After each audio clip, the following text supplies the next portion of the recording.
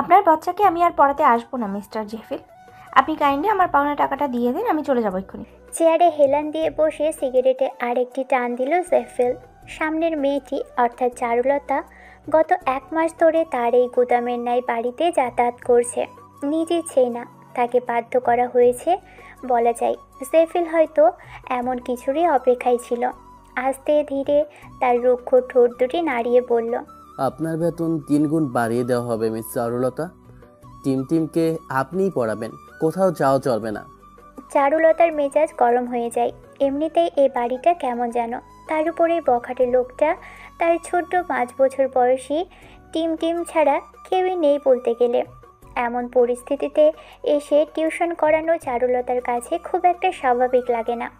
উত্তরায় টিচারের অভাব পড়েনি, আপনি প্লিজ অন্য কাউকে হায়ার করে নিন। পড়ানোর আগে যদি জানতাম এমন একটা পরিবেশ, তাহলে আমি কখনোই আসতাম না। চারুলতার কথা শেষ হতে না হতেই জেফিল হিংস্র বাঘের মতো গর্জে ওঠে। বললাম না তোমার এখানেই পড়াতে হবে টিমকে, আর পড়াতেই হবে। কেঁপে ওঠে চারুলতা। পিছন থেকে একজোড়া ছোট্ট হাত এসে কোমর জড়িয়ে ধরে তার। টিম মেয়েটা বড্ড শান্ত আর মিষ্টিও বটে। চারুর মন বসে যায় ওর প্রতি, কিন্তু পরিস্থিতির চাপে তাকে এই বাড়ি থেকে পড়াশুনো বন্ধ করতেই হবে। পাপা, তুমি মিসকে বকছো কেন?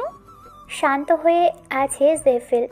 টিমকে হাতের ইশারায় কাছে ডাকতেই টিম এগিয়ে আসে জেফিলের কাছে। টিম হাঁটু গেড়ে টিমের বরাবর বসে।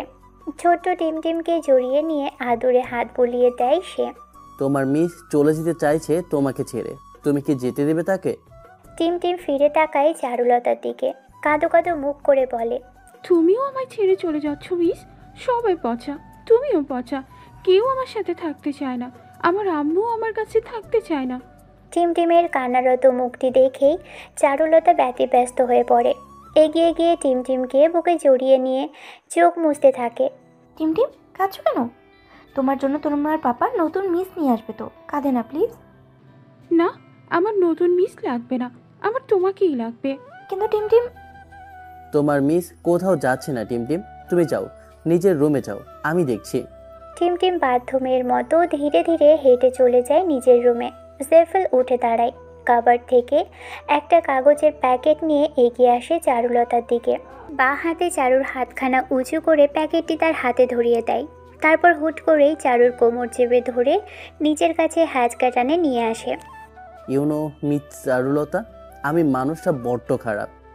ছাড়ুন আমায়। এই 1 মাসে তুমি নিশ্চয়ই বুঝে গেছো আমি ঠিক কি করতে পারি। দেখুন। Hiya, I am waiting for see so me. ছি, আপনি একটা বখাটে। এই যে এই বাড়িটায় এই বকাটে আর তুমি ছাড়া তেমন কেউ নেই, কিন্তু কথা বলতে হলে একটু সাবধানে বলবে। আপনার লজ্জা লাগছে না? আপনার একটা ছোট্ট মেয়ে আছে, আপনার স্ত্রী আছে, আর আপনি এভাবে অন্য একটা মেয়ের সাথে জোর করছেন। জেফিল ছেড়ে দাঁড়ায় চারুলতাকে, পিছনে ঘুরে বলে, প্যাকেটে 10,000 আছে। কিন্তু আমার বেতন তো 5,000। ধরে নাও আগামী মাসে অ্যাডভান্স সহ দিলাম। আমি কাল থেকে আর আসবো না। জেফিল ঘুরে তাকায় চারুলতার দিকে। ঠোঁটের কোণে তার বাঁকা হাসি। সিগারেটে টান দিয়ে চারুকে উপর থেকে নিচে পর্যবেক্ষণ করে সে। তার চারদিকে ঘুরতে ঘুরতে বলে, হাজিপাড়া রোড 6 নং গলির 123 নম্বর বাড়ি। সেখানে একজন অসুস্থ মহিলাকে দেখলাম সেদিন, একদম বিছানার সাথে লেগে গেছে বলতে গেলে। তোমারই তো মা, তাই না? চারু আটকে ওঠে। লোকটা তার ঠিকানা কি করে পেল, আর কেনই বা এত কিছু ঘাটতে গেল? চলো, তোমাকে আমি না হয় কিছুই করব না, কিন্তু আমি যদি চাই তাহলে শুধুমাত্র 123 নম্বর বাড়িটা নয়, পুরো হাজি পাড়াটাই জ্বালিয়ে দিতে পারি। না। জেফিলের হাসি চওড়া হয়। হাত উঠিয়ে চারুর কপালের পাশে হেলে পড়া চুলগুলোকে নিয়ে কানের পিঠে গুজে দিতে দিতে বলে, তাহলে কাল বিকেল 5টায় তুমি জেফিল ভিলেই থাকছো। টিমকে মজার ছলে ABCD twinkle twinkle little star পড়াচ্ছ তো মিস চারুলতা? চারু ভয়ে দ্রুত উপর নিচ মাথা ঝাঁকায়। তা দেখে জেফিল বাঁকা হাসে। বাহিরে গাড়ি দাঁড়িয়ে আছে আপনার জন্য মিস চারুলতা, আজকের জন্য এটুকুতেই ছুটি। চারু ভয়ে দ্রুত কদমে বেরিয়ে আসে বাড়িটি থেকে। রোজকার নিয়মে গাড়িতে উঠে বসতেই গাড়ি চলতে শুরু করে নিজ গতিতে। পরদিন সময়ের মতোই চারু পৌঁছয় জেফিলের সেই রহস্যে ঘেরা বাড়িতে। ড্রয়িং রুমে পা রাখতেই দেখে জেফেল বসে আছে, হাতে তার অতি পরিচিত সিগারেটটি। সামনেই আরও 3-4 জন লোক বসা। চারুলতার উপস্থিতি অনুভব করেই তাদের দৃষ্টি যায় সেদিকে। চারুও এক পলক তাকিয়ে টিমটিমের রুমের দিকে দ্রুত পা বাড়ায়। ছোট টিমটিম টেডি জড়িয়ে ঘুমোচ্ছে। চারু মুচকি হাসে তাকে দেখে। সেফিল লোকটাকে দু চোখে সহ্য করতে না পারলেও ও টিমটিমের প্রতি বেশ মায়া হয় চারুর। মা নেই মেয়েটার, একা একটা এ বাড়িতে থাকে কেমন করে কে জানে। জেফিলকে সাহস করে একবার জিজ্ঞেস করেছিল টিমটিমের মা কোথায়। জেফিল এড়িয়ে গেছে। তাদের সম্পর্কে তেমন কিছুই জানে না চারুলতা। লোকটা যেমন বখাটে তেমনই রহস্যময়। টিমটিম শোনো, তোমার মিস এসে গেছে, উঠে পড়ো ঘুম থেকে। চারু এগিয়ে গিয়ে টিমটিমের পাশে বসে। তার দিকে একটু ঝুঁকে মাথায় আলতো হাত বুলিয়ে দিতে থাকে সে। প্রায় সময়ই টিমটিম এ সময় ঘুমিয়ে থাকে। বরাবরের মতো আজও চারুই তাকে জাগায় ঘুম থেকে। তারপর খেলার ছলে পড়াতে থাকে সাথে। ঘড়িতে অ্যালার্ম বাজতেই চারুলতা তাকায় সেদিকে। 6টা বাজে। টিমটিমকে পড়া গুছিয়ে দিয়ে চারু উঠে দাঁড়ায়। আজ এতটুকুই, ওকে টিমটিম? মিস, তুমি সব সময় আমার কাছে থাকো না কেন?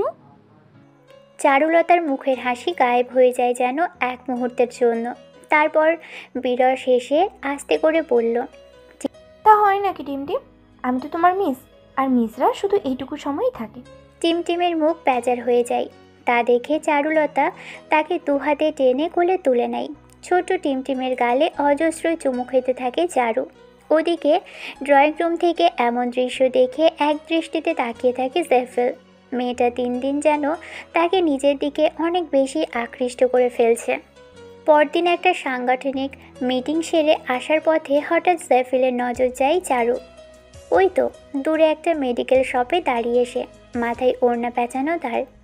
জেফেল এগিয়ে গিয়ে চারুর কাঁধে হাত রাখতেই চমকে তাকায় চারু। মেয়েটা এমনভাবে চমকালো যেন এক্ষুনি ধরা খেয়ে গেল সে। হ্যাঁ, রিল্যাক্স। চারু ঘন ঘন শ্বাস ফেলতে ফেলতে বুকে ফোটায়, ক্লান্ত স্বরে বলে উঠল, ও আপনি? আমি তো ভেবেছিলাম। কি ভেবেছিলে? কিছু না। এভাবে ওড়না দিয়ে মুখ লুকিয়ে আছো কেন? আর এদিকেই বা কি করছো তুমি? চারু কোনো মতে হাঁপাতে হাঁপাতে বলে, আম্মুকে নিয়ে হাসপাতালে এসেছি, এখানে মেডিসিন লাগাতো কিছু, তাই। কি হয়েছে আন্টির?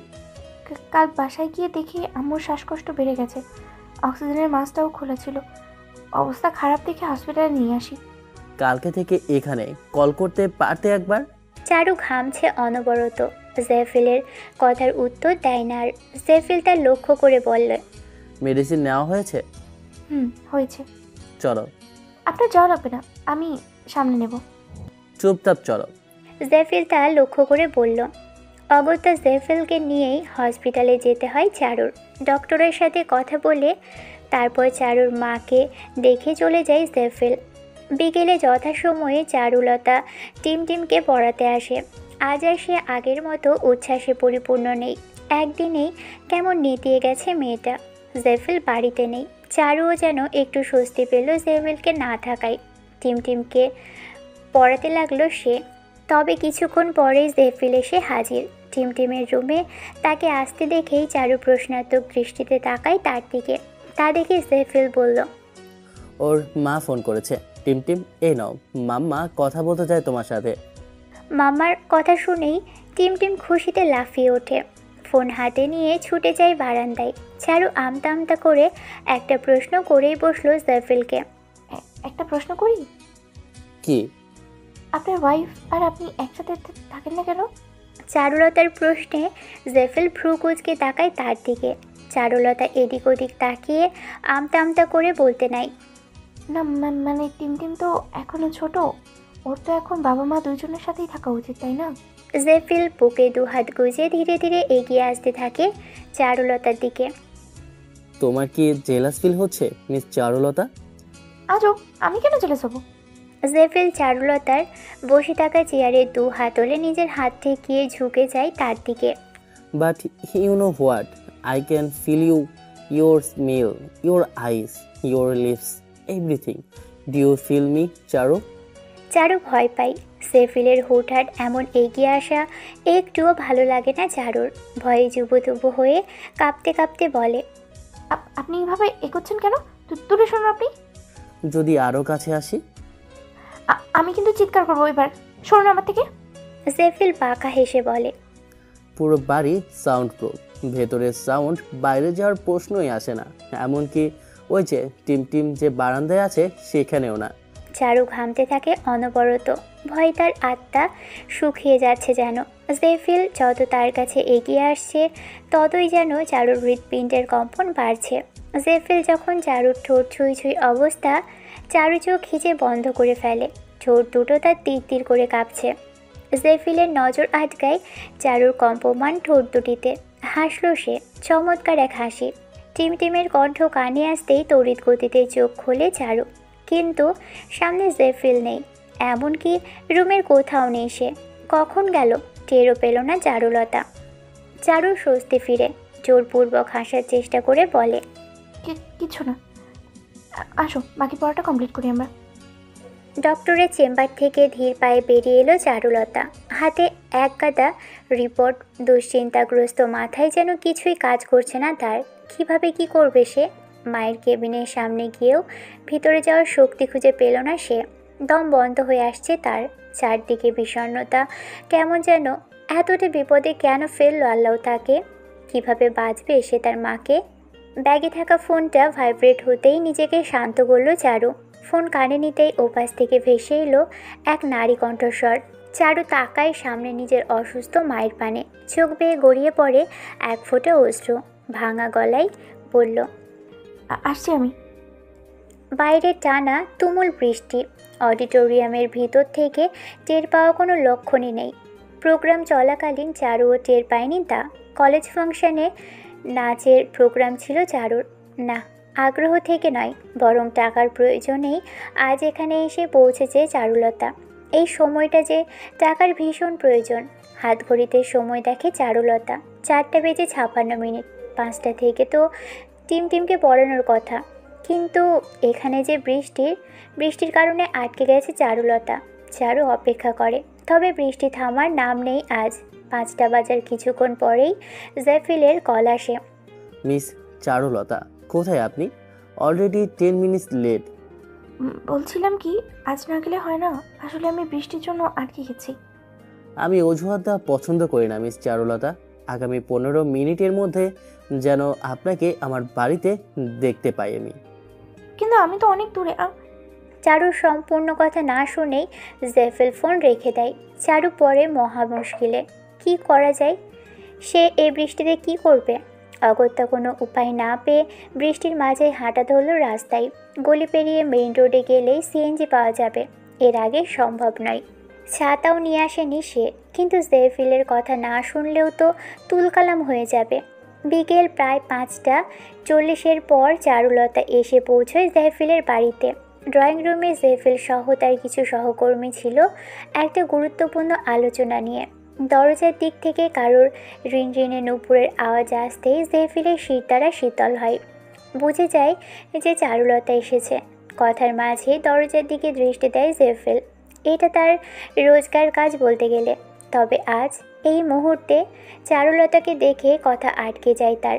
মেয়েটা আজ মোটেও স্বাভাবিকভাবে আসেনি। একে তো পরেছে সাদা শাড়ি, তার উপর পুরো ভিজে চুপচুপে হয়ে আছে সে। শাড়িখানা শরীরের সাথে মিশে আছে তার। বৃষ্টিতে ভেজা এই রমণী আজ জেফিলের সামনে অন্যরকমভাবেই যেন ধরা দিল। কোথাও একটু ভালো লাগা কাজ করে তার, তবে তা বেশিক্ষণ ছিল না। কারণ সে একা নয়, উপস্থিত বাকি লোকগুলো চারুর দিকেই তাকিয়ে। জেফিলের চোয়াল শক্ত হয়ে আসে। সবার দিকে একবার তাকিয়ে চারুকে অনেক প্রশ্ন করতে নিয়েও করা হয়নি, শুধু শক্ত কণ্ঠে উচ্চারণ করল, ভেতরে যাও। চারুও নিজেকে গুটিয়ে নিয়ে চলে যায় টিমের রুমে। তাকে দেখেই টিম এগিয়ে এসে জড়িয়ে ধরতে নিলেই চারু বাধা দেয়। এই টিম ডোন্ট ডু দিস। দেখো মিস কতটা ভিজে আছে, আমাকে জড়িয়ে ধরলে তুমিও ভিজে যাবে তো। তুমি ভিজেছো কি করে মিস? তোমারও কি বৃষ্টিতে ভিজতে ভালো লাগে? চারুলতা মিষ্টি হেসে বলে, একটুও না টিম। আচ্ছা শোন, এখন তাড়াতাড়ি টেবিলে চলো। আজ এমনিতেই মিস আসতে অনেকটা দেরি করে গেছে। ওকে টিম। ওকে মিস। বলেই সে গিয়ে টেবিলে নিজের জন্য নির্ধারিত চেয়ারে বসতে গেলেই চারু বাধা দেয়। টিমটিম শোনা, আজ তুমি আমার জায়গায় বসো আর আমি তোমার জায়গায়। কিন্তু কেন মিস? আজকে আমি তোমার স্টুডেন্ট, তুমি আমার মিস, তাই মজা না? হ্যাঁ মিস, ঠিক আছে আমি বসছি। টিমের রুমের পড়ার টেবিলটা এমনভাবে সেট করা হয়েছে যে ড্রয়িং রুম থেকে স্পষ্ট দেখা যায় চারু এমনিতেই ভিজে আছে, তার উপর সাদা শাড়িটা ভিজে একাকার অবস্থা। এমন অবস্থায় ড্রয়িং রুমের দিকে মুখ করে বসাটা খুবই অস্বস্তিকর লাগছে তার কাছে, তাই টিমকে বুঝিয়ে উল্টো দিকেই বসে সে। টিমকে পড়া বুঝিয়ে দিতে দিতে ভেজা চুলগুলোর খোপা খুলে পানি ঝেড়ে নেয় চারু। তারপর চুলগুলো কিছুটা শুকিয়ে নেবে ভেবে খোলা রেখেই পড়াতে থাকে টিমকে। এদিকে জেফিলের দৃষ্টি সোজা সেই রুমের দিকেই, মুখ দিয়ে নানা কথাই বলছে বাকিদের সাথে, তবে দৃষ্টি যেন সরছেই না আজ। চোখের সামনে দৃশ্যমান হয়ে আছে চারুলতার দিশেহারা চুলগুলো। এদিকে পিঠ দিয়ে বসায় আজ আর চারুর মুখে দেখা পাচ্ছে না জেফিল। চারুর এভাবে বসার কারণটাও বুঝে গেছে জেফিল, ভেবেই নীরবে হাসল সে। বস কিছু বললেন? উপস্থিত একজনের কথাই ধ্যান ভাঙে জেফিলের, নড়ে চড়ে বসে সে। কই কিছু না তো, এমনি। তোমরা বলো কি বলেছিলে? জেফিল আজ যতই চেষ্টা করছে কাজে মন দেওয়ার, কিন্তু হয়ে উঠছে না তার। অবাধ্য দৃষ্টি আজ বারবার শুধু চারুলতার লতানো ভেজা চুলে গিয়ে আটকে যাচ্ছে। তুমি এই ম্যাথটা বুঝেছো টিমটিম? হ্যাঁ মিস, এটা তো ইজি ম্যাথ। তাহলে এই সেম টাইপে এই ম্যাথগুলো করে দেখাও তো আমায়। ওকে মিস। টিমকে কাজ দিয়ে চারুলতা টেবিলের উপর মাথা রাখে ক্লান্তিতে। জেফিল পর্যবেক্ষণ করে তার প্রতিটা পদক্ষেপ নীরবে নিবৃতেই। বেশ কিছুক্ষণ পর টিম ম্যাথ শেষ করে ডাকে চারুকে। মিস, আমি ম্যাথগুলো কমপ্লিট করে নিয়েছি, দেখো না মিস। বেশ কয়েকবার ডাকার পরও চারুর দিক থেকে কোনো সাড়া শব্দ পাওয়া গেল না।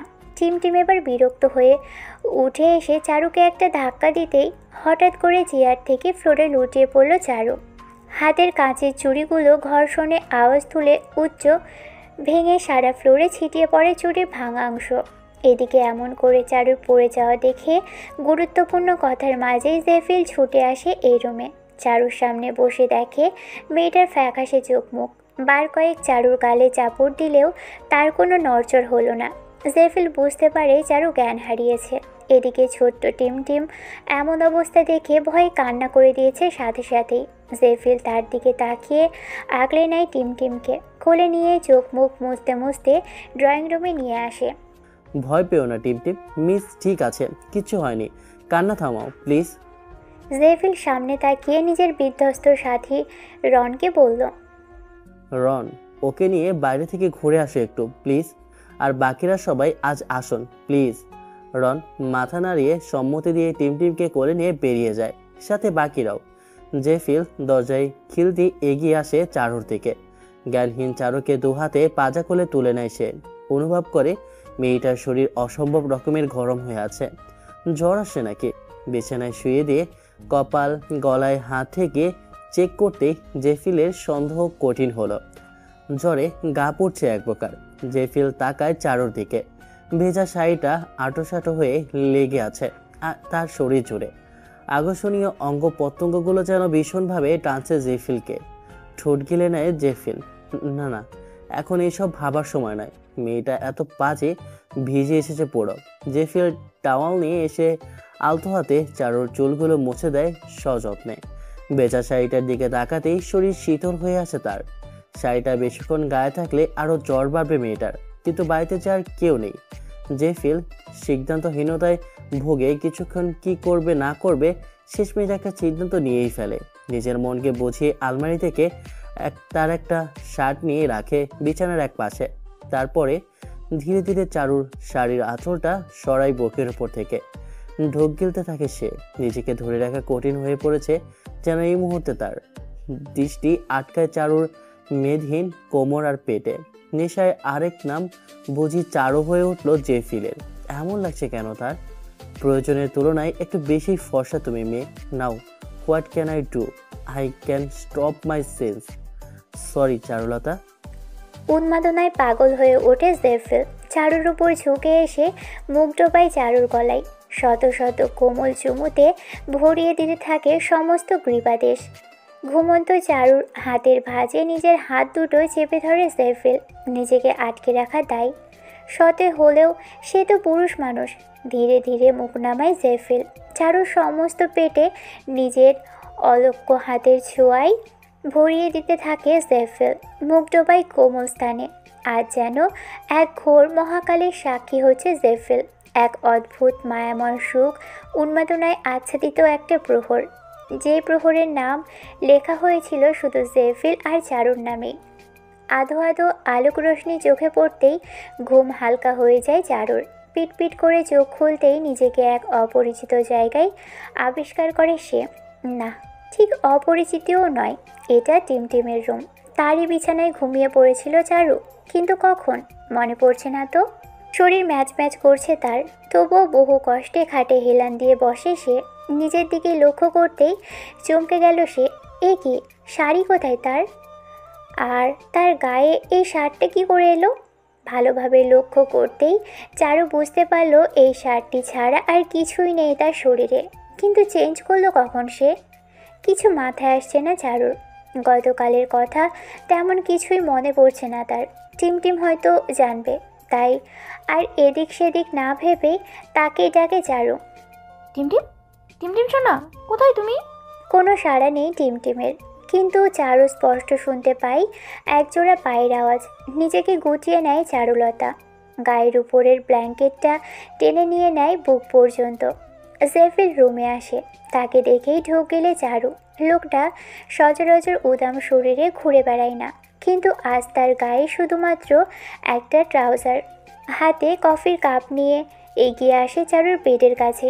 টেবিলে রাখতে গেলেই চারু মিনমিনে কণ্ঠে জিজ্ঞেস করলো, আমি আমি এখানে কি করে? কাল বিকেলে বৃষ্টিতে ভিজে সাদা শাড়ির ফাঁকে রাস্তায় মানুষকে নিজের শরীর দেখাতে দেখাতে নিজ পায়ে হেঁটে এসেছিলে এখানে, মনে নেই মিস চারুলতা? চারু হতবাক নয়নে তাকায় জেফিলের দিকে। লোকটা তাকে ঠিক কিভাবে অপমান করে যাচ্ছে। এসব কথার মানে কি? আর আমার গায়ে এই টি শার্টটি? আমি চেঞ্জ করে দিয়েছি নিজ হাতে। কি কিসব বলছেন আপনি? মাথা ঠিক আছে আপনার? জেফিল এগিয়ে এসে ঝুঁকে তাকায় চারুর চোখে। তুমি পাতলা শাড়ি পরে ভিজিয়ে রেখে পুরুষ মানুষকে নিজের দিকে আকর্ষণ করবে, তার মাথা ঠিক থাকবে, এটা আশা করো কেমন করে? চারু ভয়ত চোখে তাকায় জেফিলের দিকে। জেফিল নিজের হাত রাখে চারুর থুতনিতে। আলতো হাতে বুলিয়ে দিতে থাকে চারুর গালে। চারুর শরীর বেয়ে শীতল রক্তস্রোত বয়ে যায়। আবেশে চোখ বুজে নেয় সে। বিছানার চাদর দু হাতে খামচে ধরে সে। কি করেছেন আপনি? টিমটিম দেখলে আপনাকে খারাপ জানবে। টিম নেই এখানে। নেই মানে? কোথায় ও?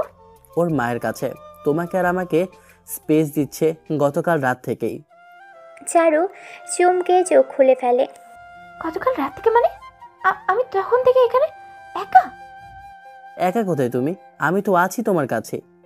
চারু নিজেকে ছাড়াতে চায় জেফিলের হাত থেকে, তবে সে বুঝতেও পারেনি এভাবে করে সে জেফিলের ভিতরের হিংস্র দানবটাকে জাগিয়ে তোলে। হঠাৎ করে জেফিলের চোখ শুরু হয়ে যায়। চারুলতার চোয়াল চেপে ধরে নিজের হাতে। রাগে হিসিয়ে বলল, শাড়ি পরেছিলি কেন তুই? কোন সাহসে তুই শাড়ি পরে বাইরে গিয়েছিস বল? তার উপর আবার ভিজেছিস। এত সাহস কোথা থেকে পেলি তুই? উত্তর দে এখন। কি করছেনটা কি? লাগছে আমার, ছাড়ুন। লাগার জন্যই তো ধরেছে। আমার কথার উত্তর দে তুই। কার জন্য শাড়ি পরেছিলি? আমার প্রোগ্রাম ছিল। কিসের প্রোগ্রাম? নাচের। জেফিল আরও শক্ত করে চেপে ধরে চারুর চোয়াল। ব্যথায় কুকড়ে ওঠে চারু। ও, নেচেও এসেছিস তুই রাস্তায়? ছেলেদের নিজের শরীর দেখিয়ে বেড়াস তুই আজকাল, তাই না? ভিজা শাড়ি পরে নেচে তুই। ভেজা শাড়ি পরে নাচিনি আমি, অডিটোরিয়ামে নেচেছি। বাইরে এসে থেকে বৃষ্টির ছাতা আনিনি, তাই ভিজতে হলো। আর আপনিও আসার জন্য জোর করছিলেন, তাই। তুই জানিস না তোর বৃষ্টির পানি সহ্য হয় না? জড়বা দিয়ে বসে আসিস। আজকের পর থেকে আর যাতে কখনো না শুনি তুই বাইরে কোথাও নেচেছিস। বলতে বলতেই চারুর চোয়াল ছেড়ে দেয় সে। চারু ব্যথাতুর নয়নে তাকায় তার দিকে, কিন্তু জেফিলের কোনো হেলদোল হয় না। কফির কাপটা চারুর দিকে এগিয়ে দিয়ে বলল, নাস্তা করে নাও, তারপর রেস্ট করো এখানেই। আমি ততক্ষণে গিয়ে তোমার জন্য ড্রেস নিয়ে আসবো। এখানে আমার আর টিমের ড্রেস ছাড়া আর কারোরই নেই। টিমের জামা তো তোমার গায়ে লাগবে না, আর তাই আমার শার্টই সই। আমাকে হসপিটালে যেতে হবে। একটু পরে কাজে আসবে, বিয়েটা সেরে তারপরই যেও। চারু ভ্রু কুচকাই। বিয়ে? কার বিয়ে? কেন, তোমার আর আমার? অসম্ভব। আমি কেন আপনাকে বিয়ে করতে যাব? আপনার তো বউ বাচ্চা আছে। জেফিল এবার সরাসরি তাকায় চারুর দিকে, বলে, কাল রাতে যা হলো আমাদের মাঝে, তারপরও তুমি চাও না যে আমি তোমাকে বিয়ে করি? যা হলো মানে? তুমি কি আসলেই বুঝতে পারছো না কি হয়েছে? পুরো বাড়িতে তুমি আর আমি ছিলাম, তোমার ড্রেস চেঞ্জ করিয়েছি আমি, আর যেই অবস্থায় ছিলে তুমি, আই কুডেন্ট। একদম মিথ্যা কথা বলবেন না আপনি। মিথ্যা মানে? আমাদের মাঝে কিছুই হয়নি ওরকম। হলে আমি বুঝি ফিল করতাম না কিছু। মিথ্যে কেন বলছেন আপনি? জেফিল বাঁকা হেসে বলল, ইন্টেলিজেন্ট, তাহলে বুদ্ধি শুদ্ধি আছে একটু হলেও তোমার। আমার এখানে একটু ভালো লাগছে না, আমি বেরোবো। তো বিয়েটা? ঘরে বউ বাচ্চা থাকতে আবার বিয়ে করতে চাইছেন? লজ্জা করেন আপনার? জেফিল রেগে যায়, ঠোঁট গোল করে উপরের দিকে তাকিয়ে একটা নিঃশ্বাস ফেলে বলে, শুনলাম তোমার মায়ের নাকি হার্ট সার্জারি করতে হবে। হুম। এটা না করলে নাকি তার বেঁচে থাকার চান্স মাত্র 1%। চারু উত্তর দেয় না, নীরবে তাকিয়ে থাকে জেফিলের দিকে। আমি এটাও শুনলাম যে সার্জারি করাতে কমপক্ষে 10 লক্ষ টাকা লাগবে। হ্যাঁ? তারপর আমার যতটুকু জানা আছে তোমার কাছে এই মুহূর্তে 10 লক্ষ টাকা তো দূর, 10,000 টাকাও নেই সেভিংয়ে। আর আগে পিছিয়ে এমন কোনো আত্মীয় নেই যে তোমাকে এই মুহূর্তে এতগুলো টাকা ধার দেবে। ব্যাংকেও প্রফিট দেখানোর মতো তোমার কোনো ওয়ে নেই যেটা দিয়ে তুমি ব্যাংক থেকে লোন নিতে পারবে। চারু মাথা নিচু করে ফেলে। জেফিলের একটা কথাও মিছে নয়। আসলে চারু এই মুহূর্তে নিঃস্ব। জমা যা ছিল তাও এই কদিনে মায়ের ঔষধ খরচে প্রায় শেষ পথে। এরপর কি করবে না করবে সে ভেবেই কুল পায় না সে। এই মুহূর্তে আমি তোমাকে একটা গোল্ডেন অফার দিতে চাই।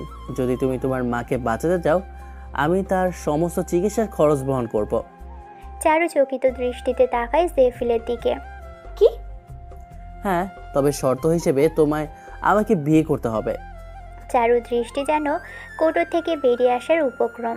এই লোক আসলে চাইছেটা কি? কেন বারবার বিয়ের কথা বলছে সে? অসম্ভব। আমি কখনোই আরেকটা মেয়ের সংসার ভাঙতে পারবো না। আপনার বউ বাচ্চা আছে, তবু আপনি কি করে আমাকে বিয়ে করার জন্য উঠে পড়ে লিখেছেন? হ্যাঁ, নির্লজ্জ লোক। তাহলে আর কি, চোখের সামনে নিজের মাকে মরতে দেখো ধুকে ধুকে। আমার কিছুই না, আমি তোমাকে এমনি হোক আর অমনি হোক ঠিক হাসিল করে নেবই। মাথায় কথাটা ভালো মতো ভরে নাও মিস চারুলতা। আপনি পাগল হয়ে গেছেন? আপনার মাথা ঠিক আছে মিস্টার জেফিল? আপনি প্লিজ নিজের কাউন্সেলিং করেন। হিয়া, আমি হয়েছি পাগল তোমার জন্য, তোমাকে পাওয়ার জন্য পাগল হয়েছে আমি, বুঝেছো তুমি? আর এই পাগলামি থামবে না যতক্ষণ না আমি তোমাকে পাচ্ছি। কেন আপনি আমার সাথে এমন করছেন? কি এমন আছে আমার মধ্যে? হ্যাঁ, মধু, এত কথা বাদ, এসব আমি বলতেও চাই না, শুনতেও চাই না। এইটুকু মাথায় ভরে নাও, বিকাল পর্যন্ত সময় আছে তোমার হাতে। যদি নিজের মাকে বাঁচাতে চাও তাহলে বিকেলে কাছে আসবে, উকিলও আসবে, একসাথে 2টি সই করবে তুমি। এক, আমাদের বিয়ের রেজিস্ট্রি পেপারে, আর 2 চুক্তিপত্রে, যেখানে স্পষ্ট লেখা থাকবে আমি জেফিল আহসান তোমার মায়ের সমস্ত খরচের দায় নিজ হাতে নিয়েছি, এবং আমি যদি সেটি পূরণ না করি তাহলে 1 কোটি টাকা জরিমানা ধার্য করা হবে। আর যদি তোমার মায়ের প্রতি তোমার কোনো টান না থাকে, তুমি যদি চাও সে মরে যাক, তাহলে আজকের রাতটা সম্পূর্ণ তোমাকে আমার হতে হবে, হয় নিজ ইচ্ছায় নয়তো জোর করেই হয়। কেউনো না, জেফিল আহসান একদমই ভদ্রলোক নয়, কি যেন বলো তুমি, বকাটে। হ্যাঁ, এই জেফিল আহসান বকাটে, আর এই বকাটের আসল রূপ দেখবে তুমি আর যদি বিয়েটা না হয়। জেফিল চারুকে আর কিছু বলার সুযোগ না দিয়ে বেরিয়ে গেল রুম থেকে। চারুলতা স্তব্ধ হয়ে রইল সেই জায়গাতেই। চোখ থেকে দুফোঁটা নোনা জল গড়িয়ে পড়ল গালে। এ কোন বিভীষিকাময় পরিস্থিতিতে ফেললে তুমি আল্লাহ? এমন দিন কেন তাকেই দেখাতে হলো তোমার? কি করবে সে এখন? কি করবে? একদিকে মা তো আরেক দিকে অন্য এক নারীর সংসার। আমি কি করে মাকে বাঁচাতে গিয়ে অন্য মেয়ের সংসার নষ্ট করব? কি করব আমি? কি করব? বিকেলের সময়টা যেন অসমাপিকায় নিবদ্ধ। চারুলতার এক বিশেষ পরীক্ষা, নিজেকে সমর্পণ করার পরীক্ষা হয়তো একেই বলে। জেফিলের উদ্দেশ্য কী তা জানে না চারু, কিন্তু লোকটা যে তার মাকে বাঁচাবে বলেছে। বিষণ্ণতায় মুখ ভার করে টিমটিমের রুমে বসেছিল চারুলতা। পরনে তার একটা সুন্দর চুড়িদার, একটু আগে জেফিলি এনে দিয়েছে এটি। চারুর কাছে কোনো বিকল্প কিছু না থাকায় এটি পরতে হয় তার। দরজায় খটখট আওয়াজ কানে আসতেই পিছন ফিরে তাকায় চারুলতা। জেফিল এসেছে, পরনে তার হালকা বেগুনি রঙের একটা পাঞ্জাবি। লোকটি বিয়ে করার জন্য একেবারেই প্রস্তুত দেখি। ধীর পায়ে চারুর সামনে এসে দাঁড়ায় সে, বলে উঠল, তো মিস চারুলতা, কি সিদ্ধান্ত নিলেন আপনি? মাকে মরতে দেখবেন নাকি মিসেস জেফিল হবেন? চারু উত্তর দেয় না, ভেজা দুটি চোখে তাকিয়ে থাকে জেফিলের পানে। জেফিল একটু অপেক্ষা করে চারুর উত্তরের, তবে পরক্ষণেই হেসে চারুর গায়ে জড়ানো ওড়নাটা ধরতে যায়। সাথে সাথেই চারু দু কদম পিছিয়ে যায়। তা দেখে জেফিল হেসে বলে, আরে আরে, ভয় পাচ্ছ কেন? এক্ষুনি বাসর করবো না, তার জন্য তো পুরো রাত পড়ে আছে। এখন তো শুধু একটু বউ ফিল আনার চেষ্টা করছি। বলতে বলতেই জেফিল চারুর ওড়নাটা টেনে মাথায় ঘোমটা দিয়ে দেয়। চারুর চোখ বেয়ে গড়িয়ে পড়ে এক ফোঁটা অশ্রু। জেফিল সহস্রে সেটি মুছিয়ে দিতে দিতে বলে, মাত্র 2 মিনিট সময় দিলাম, এবার যদি চাও তোমার মায়ের চিকিৎসা হোক তাহলে সোজা গিয়ে ড্রয়িং রুমে আমার পাশে বসবে, আর যদি তা না চাও তাহলে দরজা খোলা আছে, বেরিয়ে যাবে বাড়ি থেকে। জেফিল আর দাঁড়ায় না, এক পলক চারুর ভেজা চোখের দিকে তাকিয়ে রুম থেকে বেরিয়ে যায় সে। ড্রয়িং রুমে গিয়ে আয়েশ করে সোফায় বসতেই কাজী সাহেব একটু বিরক্ত হয়ে বললেন, পাত্রী কোথায়? এখানে কি আদৌ কোনো বিয়ে হবে? আরে আরে কাজী সাহেব, এত হাইপার হচ্ছেন কেন? হ্যাঁ, একটু তো অপেক্ষা করুন। কি বলেন তো, বউ আমার ভীষণ লাজুক, আপনার সামনে সে লজ্জা পাচ্ছে। আপনি বরং চোখ বন্ধ করে রাখুন। জেফিলের রসিকতায় বিরক্ত হয় কাজী, কিন্তু মুখ ফুটে কিছু বলার সাহস নেই তার। কারণ তার সামনে যে বসে আছে তাকে এলাকায় কম বেশি সবাই চেনে, একজন গুন্ডা লাফাঙ্গা হিসেবে। তাই এই মুহূর্তে একটি কথা বলা মানে নিজের জান কোরবান দেওয়া। জেফিলের দৃষ্টি কঠোরভাবে নিবদ্ধ সামনের রুমটির দরজার দিকে, যেখান থেকে বেরিয়ে আসে চারুলতা। এক পা দুপা করে এগিয়ে আসে সে। ড্রয়িং রুমের মাঝ বরাবর দাঁড়িয়ে মাথা নিচু করে থাকে সে। বুকের ভিতর তীব্র ঝড় চলছে উপস্থিত দুজনেরই। চারু চিন্তিত, কি করবে সে? আজ জেফিল চিন্তিত, চারু কি আদৌ তাকে বেছে নিবে?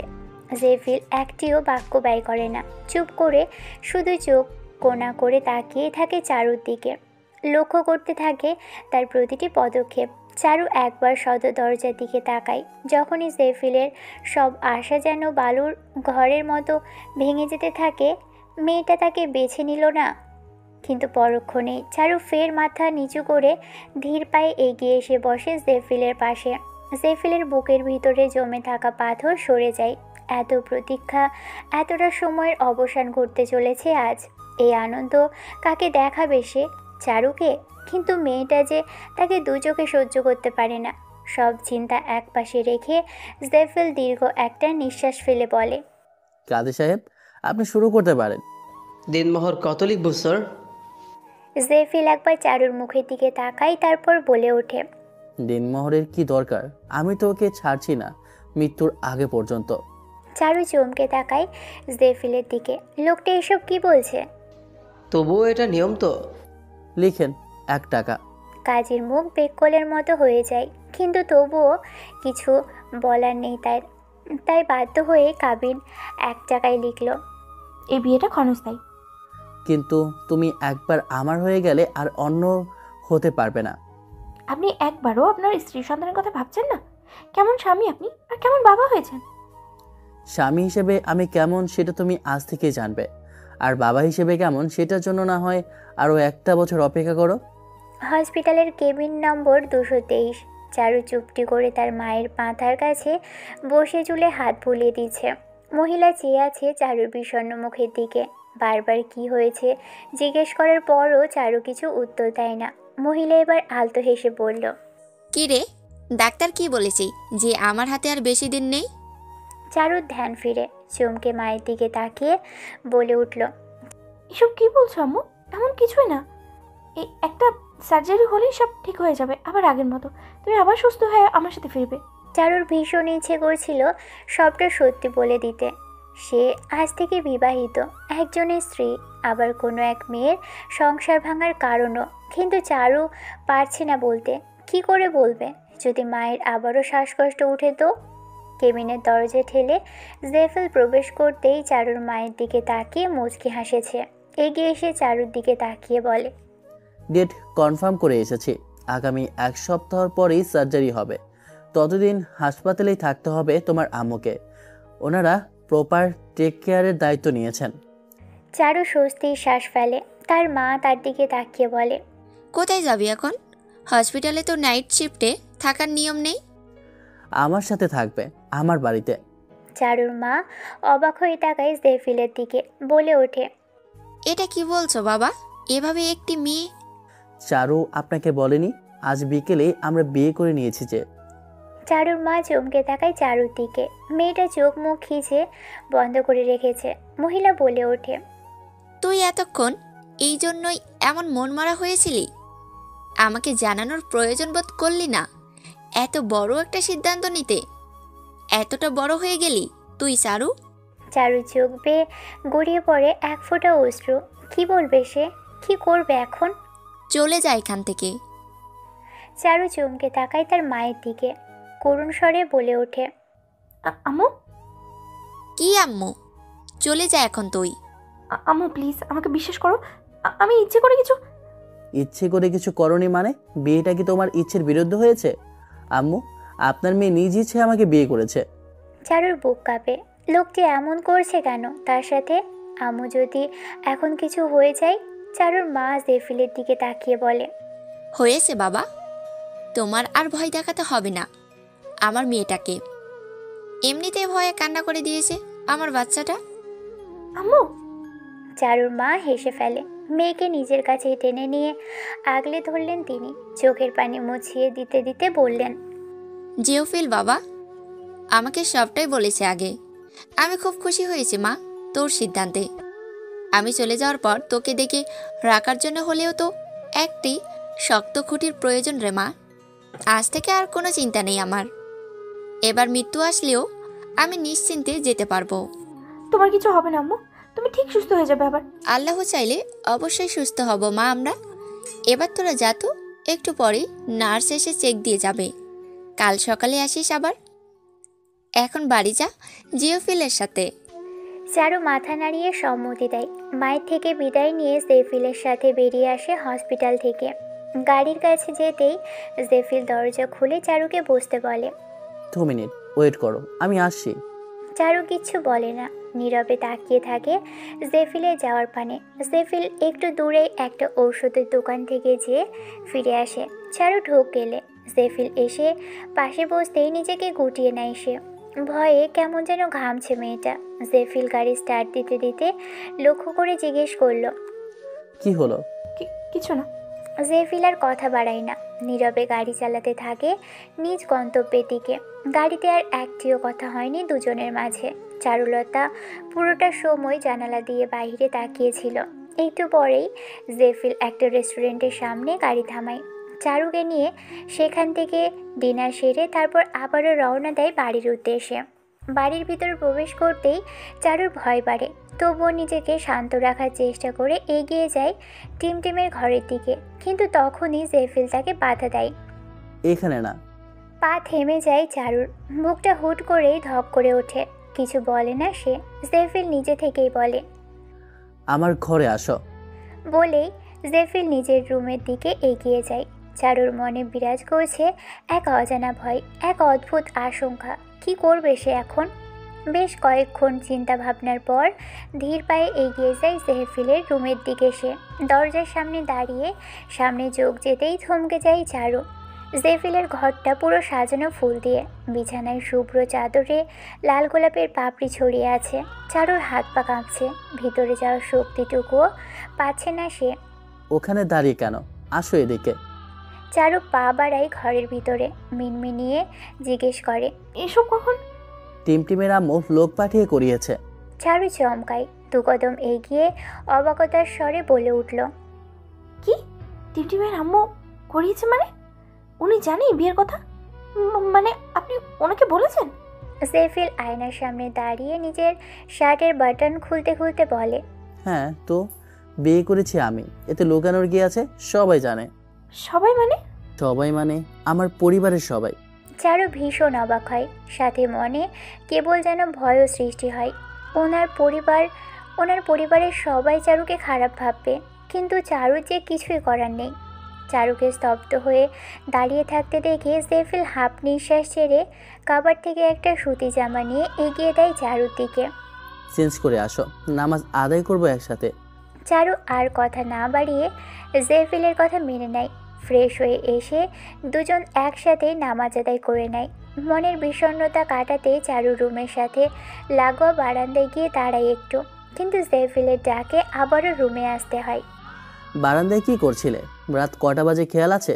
গো টু দ্য বেড। চারু আস্তে করে এগিয়ে গিয়ে খাটে বসে। জেফিল রুমের লাইট বন্ধ করতেই চারু চেঁচিয়ে ওঠে। লাইট নেভাবেন না, কি হলো? আমার ভয় করছে। জেফিল হালকা আলোর একটা ড্রিম লাইট জ্বালিয়ে দিয়ে বলে। ভয়ের কি আছে, আমি তো এখানেই। জেফিল বিছানার দিকে এগিয়ে আসতেই চারুলতা একদম সিটিয়ে যায় বিছানার কোণে। হুট করে মেয়েটা ফুপিয়ে কান্না করে দেয়। জেফিল ঘাবড়ে গিয়ে বলে। এই কি হলো, কাঁদছো কেন হঠাৎ? চারু কান্না করতে করতে বলে। আমার ভয় করছে, আপনি আমার কাছে আসবেন না। আমি একটু আমাকে একটু সময় দিন। এসব কিছুর জন্য আমি প্রস্তুত নই। জেফিল ভ্রু কুঁচকে তাকায় চারুর দিকে, কোমরে দুহাত গুজে বলে। আমি কি তোমাকে কিছু বলেছি নাকি নাকি জোর করেছি, কোনটা? আমি জানি আপনি তো তখন দোকান থেকেও। জেফিল চোখ বন্ধ করে ঠোঁট গোল করে শ্বাস ফেলে, তারপর চারুর দিকে তাকিয়ে বলে ওঠে। এত বোকা তুমি? চারু উত্তর দেয় না। জেফিল ড্রয়ার থেকে একটা ওষুধের পাতা এনে চারুকে দেখিয়ে বলল। নাফা এক্সট্রা, কাল রাতে যে জ্বরে পড়েছিলে মনে নেই? আর যদি আবার জ্বর বাড়ে সেই জন্য এনে রেখেছি। আর গাধিটা কি নাকি ভেবে বসে আছে, তখন থেকে এমন ভয়ে ভয়ে থাকার কারণ তাহলে এটা? চারু নাক টেনে টেনে কান্না করতেই থাকে মাথা নিচু করে, একটা কথাও বলে না।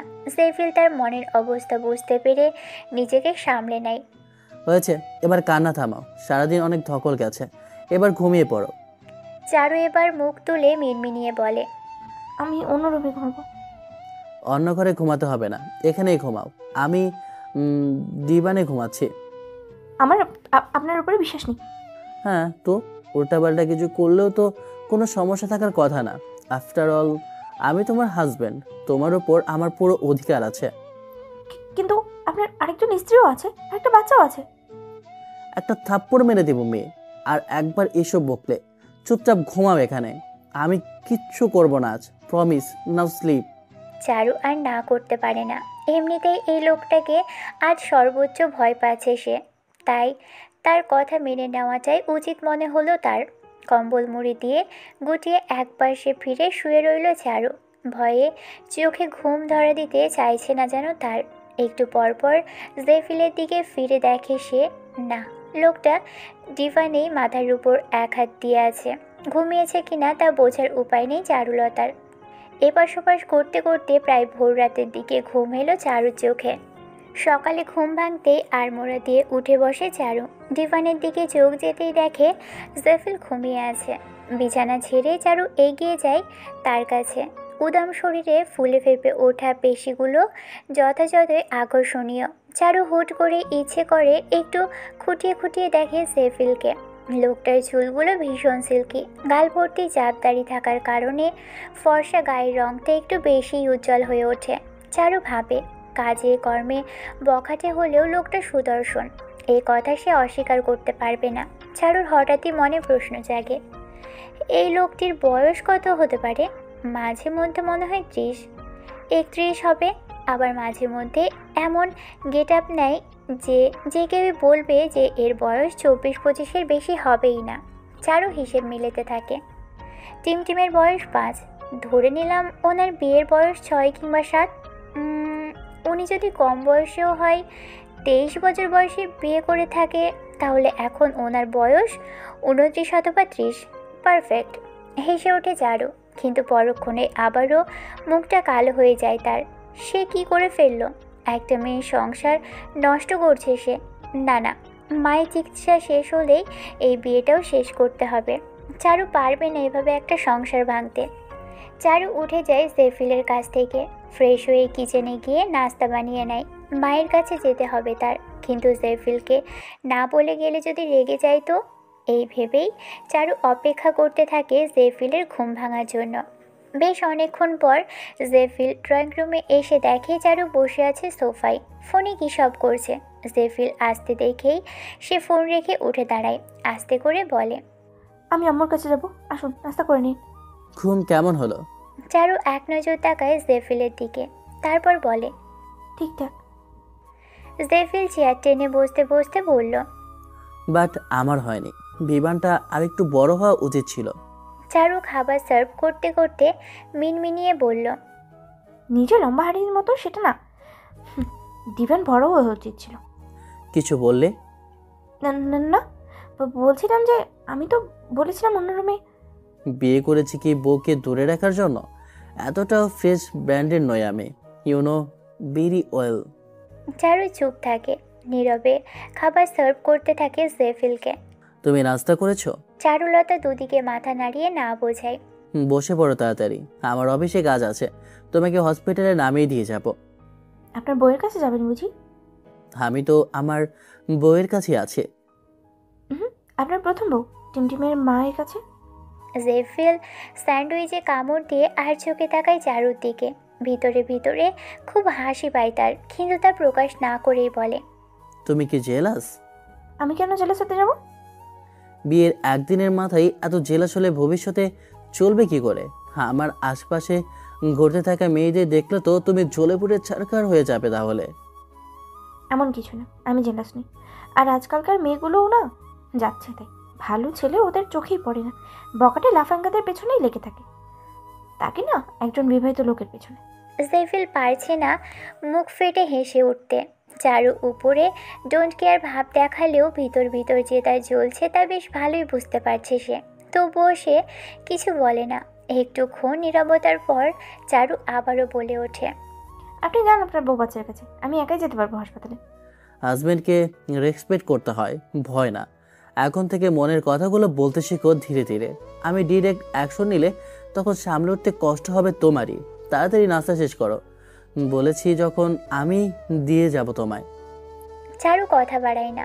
নাস্তা শেষ করে জেফিলের সাথে বেরিয়ে যায় হসপিটালে। জেফিল তাকে নামিয়ে দিয়ে গাড়ি ছুটোয় নিজ গন্তব্যে।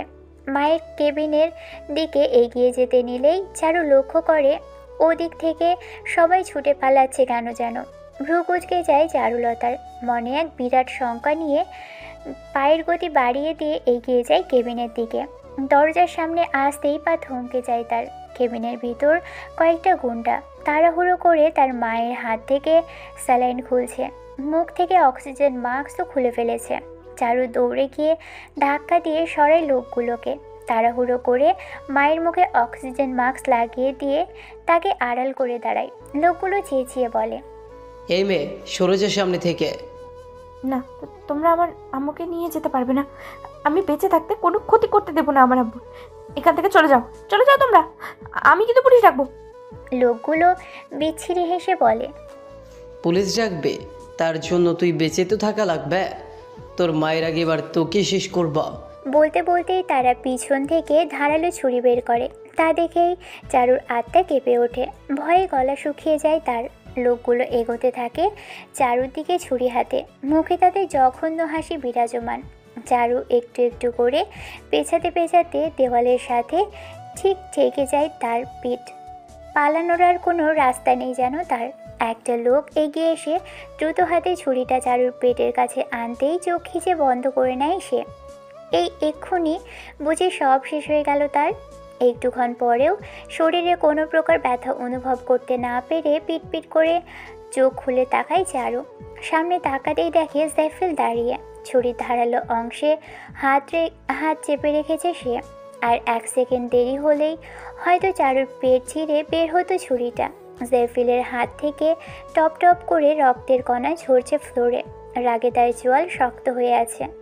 বিশাল তনুকম্পমান 1 সেকেন্ডের মাথায় জেফিল হাত ঘুরিয়ে ছুরিটা নিজের কবজায় নিয়ে আসে। কৌশলে সেটা সে ঘুরিয়ে লোকটারই হাতের বাহুতে পোঁচ বসিয়ে দেয় সে।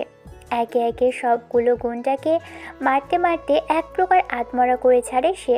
লোকগুলো জেফিলের সাথে না পেরে কোনো মতে জান হাতে নিয়ে পালায়। জেফিলের রাগ যেন কোনো মতেই কমছে না। আবারও ছুটে গিয়ে লোকগুলোকে ধরতে নিলে পিছন থেকে চারু তার বাহু চেপে ধরে। স্তম্ভিত ফিরতেই জেফিল ঘুরে তাকায় চারুর দিকে। ঘন ঘন শ্বাস ফেলতে ফেলতে চারুকে সম্পূর্ণ দেখতে দেখতে উদ্বিগ্ন কণ্ঠে জিজ্ঞেস করলো, তোমার কোথাও লাগেনি তো? আমায় বলো, কোথাও লেগেছে তোমার? চারু ঘন ঘন দুদিকে মাথা নাড়ায়। ভেজা চোখে জেফিলের হাতের দিকে তাকায় সে। দুহাতে জেফিলের হাত তুলে ধরে বলে সে, আপনার হাত তো অনেকটা কেটে গেছে। আমি ঠিক আছি, শান্ত হও তুমি। কি ঠিক আছেন আপনি? কত রক্ত ঝরছে দেখুন। রক্ত বন্ধ করতে হবে এক্ষুনি। আপনি বসুন, আমি ডাক্তারকে ডেকে আনছি।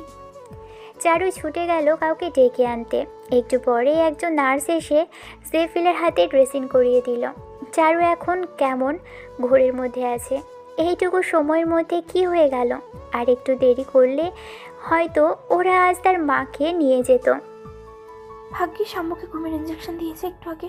জেগে থাকলে এইসব দেখলে হয়তো। ওরা কারা ছিল চারু? চারু মুখ ফিরিয়ে তাকায় জেফিলের দিকে।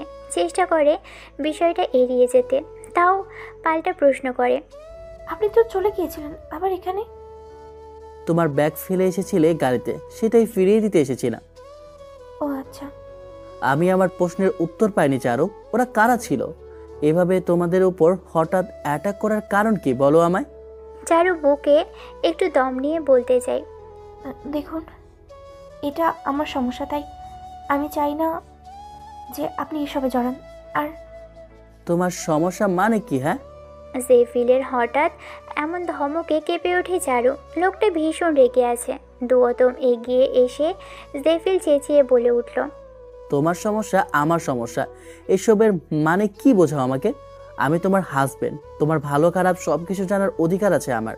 আর তুমি বলতে বাধ্য আমাকে। Now tell me what happened right now. আপনি আপনি বুঝতে কেন পারছেন না? আমি তোমাকে বলতে বলেছি চারু, আমায় এর থেকে বেশি রাগিয়ে দিও না। বলো আমায়, কারা ছিল ওরা? চারু মুখ নামিয়ে ফেলে। আস্তে করে উত্তর দেয়, আমার বাবা পাঠিয়েছেন ওদের। বাবা পাঠিয়েছে মানে? খুলে বলো চারু। আমার বাবা এক্সপোর্ট ইম্পোর্ট ব্যবসার সাথে জড়িত, কিন্তু প্রয়োজনের তুলনায় বেশি বেশি আয় দেখে আম্মুর সন্দেহ হয়ে থাকে। আম্মু বাবাকে জিজ্ঞেস করলে বাবা বিষয়টি এড়িয়ে যেতে সম্পূর্ণ। মাকে সতর্কও করেছে এই বিষয়ে না ঘাটতে, কিন্তু আম্মু তা মানেনি। নিজের মতো করে তদন্ত চালিয়ে জানতে পারে বাবা ট্রাক পাচারের কাজে জড়িত। আমার আম্মু বরাবরই সৎ ও নিষ্ঠাবান। বাবাকে বারবার বলেছে এই কাজ ছেড়ে দিতে, কিন্তু বাবা তার শোনেনি। তাই আম্মু বাধ্য হয়ে আইনের সাহায্য নিতে নিজ হাতে বাবাকে পুলিশের হাতে তুলে দেয় আম্মু। সেই থেকে আম্মুর উপরে বাবার ক্ষোভ। জেল থেকে জামিন পেয়ে বেরিয়েও আসে বাবা, কিন্তু কেস পুরোপুরি ক্লোজ না হয়ে সে তার কাজে ফিরতে পারছে না। সময় মতো থামার হাজিরা দিতে হয়, আর বাইরে দেশে যাওয়ারও অনুমতি নেই। আম্মুকে বারবার বলে কেস উঠিয়ে নিতে, কিন্তু আম্মু অপরাধকে প্রশ্রয় দেয়নি, বরং আরও জোরালোভাবে চেষ্টা করেছে যেন বাবার শাস্তি হয়। এসব জানতে পারলে বাবা বাড়িতে আম্মুকে মারতো, ঠিকমতো খেতে দিত না। একটা ঘরে দিনের পর দিন দড়ি দিয়ে বেঁধে রাখতো আমাদেরকে। আমি তার একমাত্র মেয়ে, কিন্তু বাবার আমার প্রতিও একটুও দয়া নেই। একবারও চিন্তা করেনি এভাবে কাটালে আমরা মরেও যেতে পারি। তারপর একদিন বাবা যখন আমাদের বাড়িতে বন্দি করে রেখে বাইরে গিয়েছিল, তখন আমি ওয়াশরুমের জানলার কাঁচ ভেঙে বেরিয়ে আসি। বাইরে থেকে তালা ভেঙে আম্মুকে নিয়ে পালিয়ে এখানে আসি আমি। এরপর থেকে গত 6 মাসের মতো এখানেই আছি, বাবার থেকে লুকিয়ে। এতদিন উনি খুঁজে পাননি আমাদের, আর আজ উনি পেয়ে গেছেন আমাদের। আর ছাড়বেন না উনি আমাদের। ঘন ঘন নিঃশ্বাস নিতে থাকে চারু। ভয়ে এখনও যেন তার হাত পা কাঁপছে। হুট করে অনুভব করলো কেউ একজন খুব শক্ত করে তাকে নিজের বাহু জোরে জড়িয়ে নিয়েছে। চোখ খুলে চারু, এটা জেফিলি। লোকটা যেন এক ভরসার হাত বুলিয়ে দিচ্ছে চারুর মাথায়। বলে, কিচ্ছু হবে না তোমাদের, আমি আছি, কিচ্ছু হতে দেব না। ওরা আবার আসবে জেফিল, আর বাঁচতে দিবে না। আর আমার আম্মু ছাড়া কেউ নেই। আমার আম্মুর কিছু হলে আমি বাঁচতে পারবো না।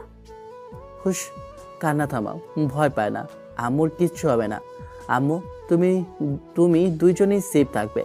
আমি আছি তো না, একদম ভয় পায় না। চারু শান্ত হয়। যতক্ষণ না সে কান্না থামায়, জেফিল তাকে বুকে জড়িয়ে রাখে। পরিস্থিতি স্বাভাবিক হতেই জেফিল ছেড়ে দাঁড়ায় তাকে, সোফায় বসিয়ে দিয়ে বলে, কেবিন থেকে বের হবা না, আম্মুর কাছেই থাকো। আমি ডক্টরের সাথে কথা বলে আসি, এখানে আর থাকা সেফ না।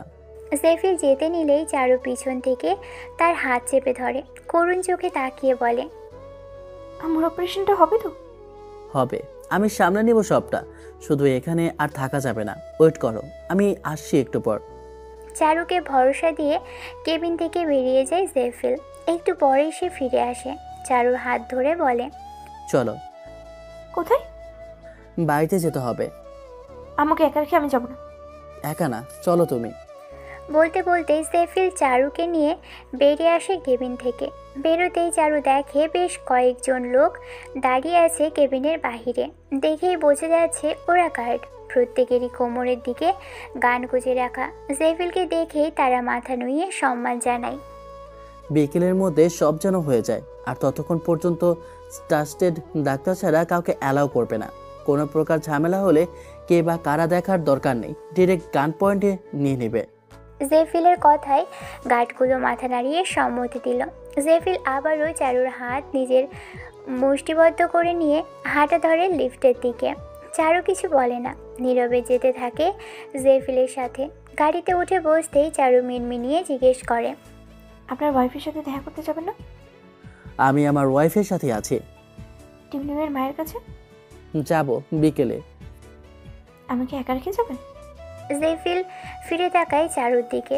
মেয়েটার ভাবগতি বুঝতে বেগ পেতে হয় না জেফিলকে, তাই আবারও মুখ সামনে করে বলল, তুমি যেতে চাইছো? চারু সাথে সাথেই দুদিকে মাথা নেড়ে না বোঝায়। জেফিল বাঁকা হাসে, আর কিছু না বলেই গাড়ি স্টার্ট করে দেয়। বাড়িতে আসতেই চারু দেখে ড্রয়িং রুমে একজন লোক বসা। তাকে দেখেই চারু জেফিলকে ফিসফিসিয়ে জিজ্ঞেস করে, আপনার মিটিং আছে জানলে তো আমি আসতাম না, আমি নিয়ে এলেন কেন? মিটিং আমার না, তোমার আছে। মানে? উনি মিস্টার জিসান, বিখ্যাত স্কেচ আর্টিস্ট। তো উনি এখানে কি করছেন? তুমি ওনাকে বলবে, আর উনি কেস এঁকে দেবে। কার? তোমার বাবার স্কেচ। কিন্তু আমি কৈফিয়ত চাইনি, আর না তোমার অনুমতি নিতে চেয়েছি। যা বলছি তাই করবে। জিসান, শুরু করো। জিসান ছেলেটাও সম্মতি জানায়। চারুর থেকে বৈশিষ্ট্য নিয়ে আঁকতে শুরু করে। ছবিটা সম্পূর্ণ আঁকা হলেই জেফিল অবাক চোখে তাকিয়ে বলে, এই লোকটা তোমার বাবা, মোতালেব সরকার? চারু উপনিচ মাথা ঝাঁকায়। তা দেখেই জেফিল কেমন যেন উতলা হয়ে ওঠে। চারুর ভয় হতে থাকে, আস্তে করে জিজ্ঞেস করতে নাই। কি হলো আপনার? জেফিল চেঁচিয়ে ওঠে, he is a rascal man, I will kill him. চারুর মনে আতঙ্ক বাড়ে। জেফিল উন্মাদের মতো এদিক ওদিক পায়চারি করে। চোখের ইশারায় জিসানকে যেতে বললেই চলে যায় সে। জেফিল রক্তচক্ষু নিয়ে চারুর দিকে তাকিয়ে বলে ওঠে, তুমি জানো আমি এখানে কেন এসেছি? কেন আমার পরিবারের সবাইকে ছেড়ে এখানে টিমকে নিয়ে থাকছি? শুধুমাত্র এই মোতালেব সরকারকে খোঁজার জন্য। আমার এখানে আসার লক্ষ্য একটাই ছিল, ওকে ওর পরিবারের সবাইকে মাটির সাথে মিশিয়ে দেওয়া। আর তুমি এতদিন আমার চোখের সামনে। চারুর নিঃশ্বাসের গতি বেড়ে যায়। সব কিছু মাথায় আসতেই চমকে তাকায় সে জেফিলের দিকে। তার মানে জেফিল তাকে মেরে ফেলবে? তার মাকেও মেরে ফেলবে জেফিল? কথাটা মাথায় আসতেই চারু শেষ ভরসা হিসেবে একটাই পথ বেছে নেয়। এখান থেকে পালানো ছাড়া আর উপায় নেই তার। ছুটে গিয়ে দরজা দিয়ে বের হতে গেলেই জেফিল পিছন থেকে টেনে ধরে তাকে। কোথায় যাচ্ছ তুমি? চারু নিজেকে ছাড়ানোর চেষ্টায় নিয়োজিত হয়ে কাঁদতে কাঁদতে বলে, থাকবো না আমি এখানে, আমাকে যেতে দিন। আপনি আমায় মেরে ফেলবেন এখন, তাই না? মেরে ফেলবেন? জেফিল ভ্রু কুঁচকে তাকায় চারুর দিকে, চেঁচিয়ে বলে, এই মেয়ে, মাথা খারাপ তোমার? কোথাও চা চলবে না এখন, রুমে চলো তুমি। চারুকে কিছু বলার সুযোগ না দিয়ে এক প্রকার টানতে টানতে রুমে নিয়ে যায় সে। চারু নিজেকে ছাড়াতে চায়, কিন্তু জেফিলের শক্তির কাছে সে কিছুই না। হার মানতেই হয় তাকে। প্রায় 4 ঘন্টা পর রুমে দরজা খোলার আওয়াজ কানে আসে চারুর। কাঁদতে কাঁদতে নাজেহাল অবস্থা তার। মাকে নিয়ে চিন্তার শেষ হয়ে যাচ্ছে সে। না জানি জাইফিল এতক্ষণে তার মাকে মেরে ফেলেছে কিনা। রুমে দরজা খুলে একটা মেয়েকে ঢুকতে দেখে চারু অবাক হয়। চারু চোখ মুছে দাঁড়িয়ে জিজ্ঞেস করে, আপনি কে? আমি সুমি। জেহফিল স্যার পাঠিয়েছে আপনাকে শাড়ি পরিয়ে দিতে। উনি বাইরে অপেক্ষা করছে। চারু বার কয়েক চেয়েও না করতে পারল না। মেয়েটা তাকে শাড়ি পরিয়ে দিয়ে বেরিয়ে যেতেই জাইফিল রুমে এসে দরজা লক করে দেয়। চারুদিকে ভ্রুকুচকে তাকিয়ে ধীর কদমে এগিয়ে আসতে থাকে সে। উপর থেকে নিচ পর্যন্ত পর্যবেক্ষণ করে বলে ওঠে, বলেছিলাম শাড়ি পরিয়ে দিতে। মেয়েটা হয়তো ভেবেছিল তোমাকে ডেটে নিয়ে যাব, তাই তো এমন কোমর বুক খোলা রেখে পড়লো। এমন জানলে আমিই পড়াতাম। শুধু কোনো অঘটন ঘটে যাবে ভেবেই আজ নিজে হাত লাগায়নি এই কাজে। বলতে বলতে জাইফিল চারুর কাঁধের দিক থেকে ভাঁজ করা আঁচলের সেফ পিনটা খুলে আঁচল ছেড়ে দিয়ে সুন্দর মতো আবারও পিন করে দিল। ড্রেসিং টেবিল থেকে চিটুনি নিয়ে চারুর কোমর সমান চুলগুলো আঁচড়ে দিল। শাড়ির সাথে মিলিয়ে ছোট্ট একটা টিপও পরিয়ে দেয় সে। সব কিছু ঠিকঠাক করে জাইফিল চারুর হাত চেপে ধরে বলে, চলো, লেট হচ্ছে। কোথায় নিয়ে যাচ্ছেন আমাকে আপনি?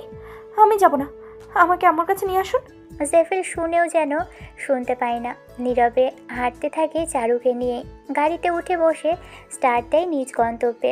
টানা 1.5 ঘন্টা জার্নির পর গাড়ি এসে থামে শহরের কোলাহলময় একটি বাড়ির সামনে।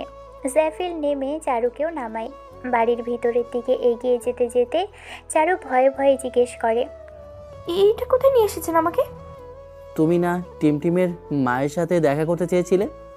পা থেমে যায় চারুর।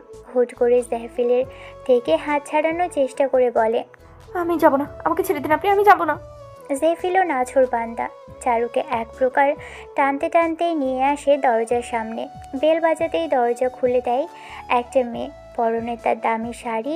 হুট করে দেখেই মনে হয় ভীষণ রুচিশীল তিনি। চারুর কথা থেমে যায়। সামনের মেয়েটির দিকে নীরব দৃষ্টিতে তাকিয়ে থাকে সে। ভিতর থেকে টিমটিম ছুটে এসে মেয়েটির কোমর জাপটে ধরে বলে, মামা দেখো আমার মিস এসেছে। চারু বুঝে যায় সামনের মহিলাটি আর কেউই নয়, টিমটিমের মা। চোখ ঘোলা হয়ে আসে চারুর। এই মুহূর্তে ঠিক কী হতে চলেছে তা ভাবতেই মাথা চক্কর দিয়ে ওঠে তার। জ্ঞান হারিয়ে ঢলে পড়ে যেতে নিলেই জাইফিল আগলে নেয় তাকে। মহিলাটি অবাক হয়ে বলে, ও মা, জেফিল ও জ্ঞান হারালো কেন? জাইফিল চারুকে ভিতরে নিয়ে আস্তে আস্তে বলে, মানেটা কি? আমি কি বাঘ না ভাল্লুক? হ্যাঁ, জ্ঞান ফিরতেই পিটপিট করে চোখ খুলে চারু। চোখ ঘুরিয়ে এদিক ওদিক তাকিয়ে বুঝতে পারে জাইফিল তার মাথা কোলে নিয়ে বসে আছে। বুঝতে পেরেই চারু এক লাফে উঠে বসে। সামনের মহিলাটি এগিয়ে এসে জিজ্ঞেস করে, ঠিক আছো তুমি? চারুর হঠাৎ কি হলো কে জানে, নিজেকে কেমন গুটিয়ে নিতে থাকে মহিলাটির কাছ থেকে। হুট করেই নাক টেনে টেনে কান্না শুরু করে দেয়। মহিলাটির দিকে তাকিয়ে করুণ স্বরে বলতে থাকে, দেখুন, আমি জানি আপনি আমায় খারাপ ভাবছেন, কিন্তু বিশ্বাস করুন আমি ইচ্ছে করেই বিয়েটা করিনি। আমি শুধু আমার আম্মুকে বাঁচানোর জন্যই। আমি আপনার স্বামীকে কেড়ে নিতে চাইনি, সত্যি বলছি।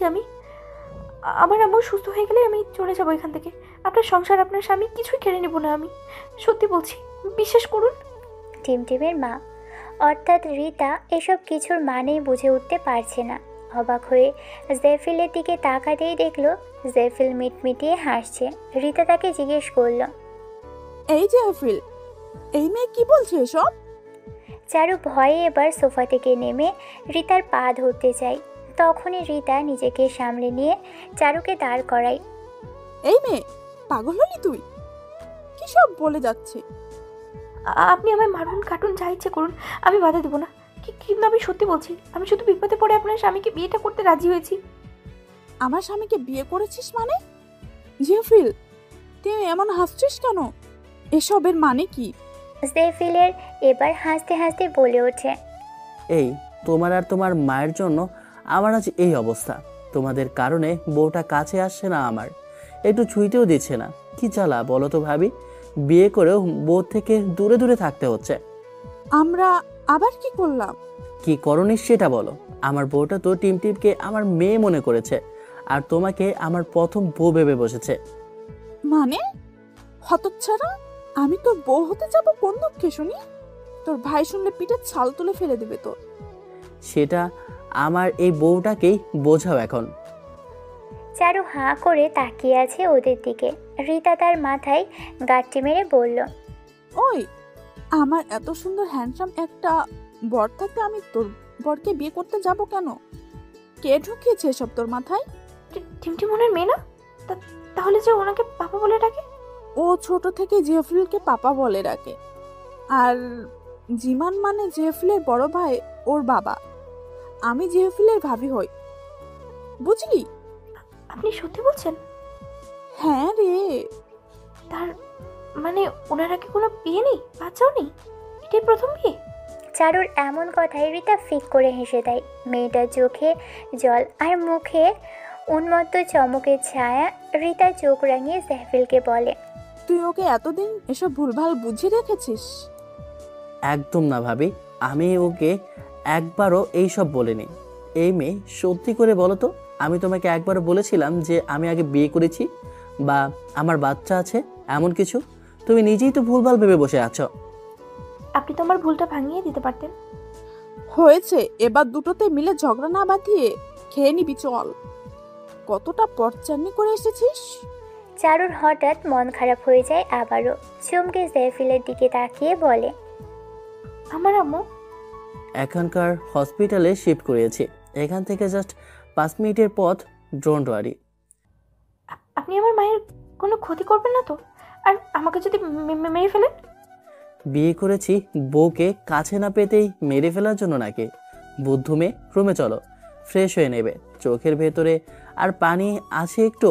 এই 4-5 ঘন্টায় তো কেঁদে কেঁদে একদম। বলতে বলতে জেফিল চারুর হাত ধরেই সিঁড়ি বেয়ে রুমে নিয়ে যেতে লাগলো।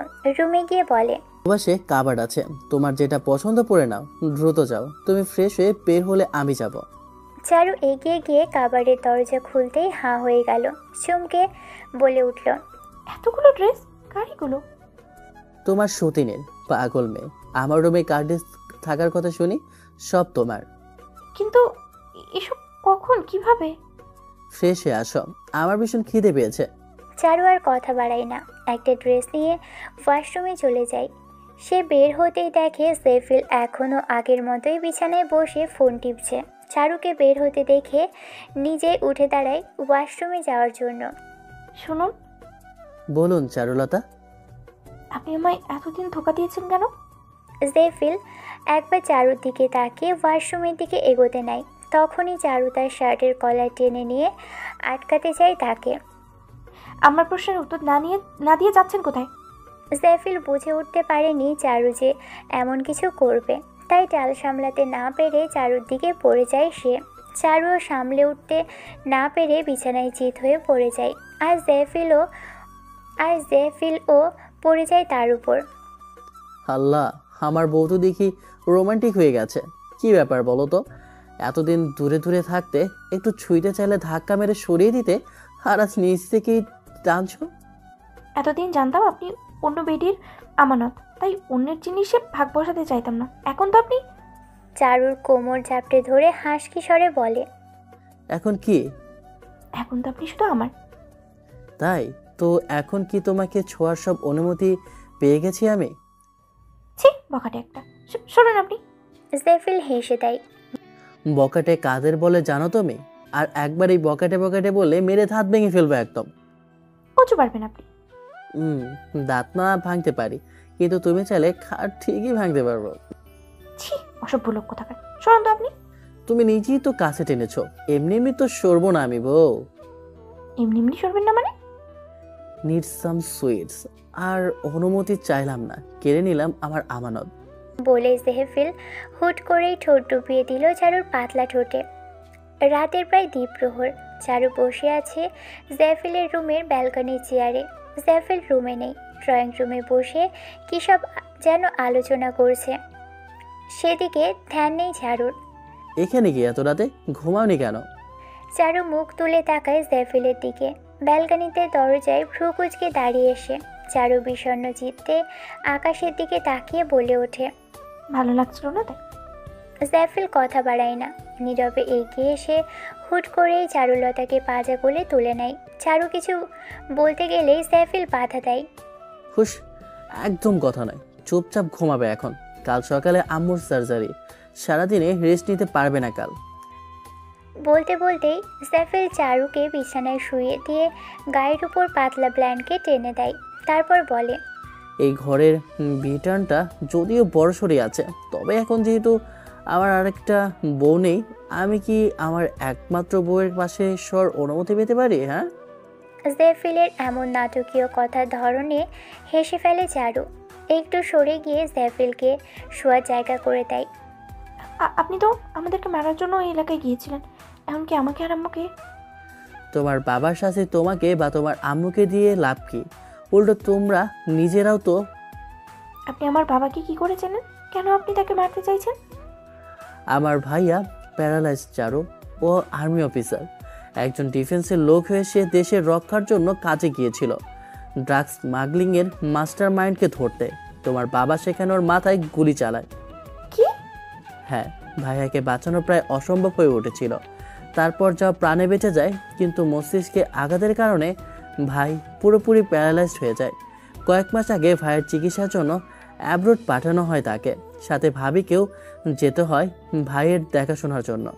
টিমের দায়িত্ব আমিই নিই এই কয়েক মাসের জন্য। আমি নিজেও ডিফেন্সে আছি, ভাইয়ের অসম্পূর্ণ কাজটা আমার হাতে আসে। খবর পাই তোমার বাবা মানে মোতালেব সরকারি এলাকাতেই থাকে, তাই ওনাকে ওখানেই শিফট হয়ে টিমকে নিয়ে। মূল লক্ষ্য ছিল তোমার বাবাকে খুঁজে বের করা, কিন্তু সেখানে গিয়ে আমি লক্ষ্যভ্রষ্ট হই। টিমের ম্যাডামের প্রেমে আছাড় খেয়ে পড়ে কোমর ভেঙে ফেলি। অথচ টিমের ম্যাডাম আমাকে পাত্তাই দিত না। সে ভাবতো আমি বিবাহিত বকাটে।